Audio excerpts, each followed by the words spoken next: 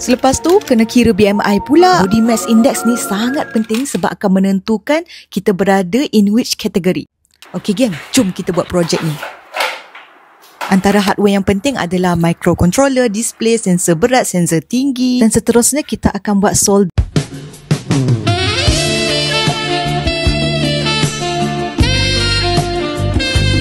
Gurau je geng. Okay, kita proceed dengan circuit soldering. Dan ini adalah 4 unit sensor berat yang dah ada di wake machine ni. Jadi kita perlu buat wire taping pada sensor tersebut. Dan ini adalah sensor ukur tinggi. Letak sensor ni di atas kepala kita. Okay, wire ni kita dah solder dari bawah ni hingga naik ke atas tu. Kita buat programming C++ untuk sistem ni dan ni adalah BMI formula. And project is complete. Jom kita test.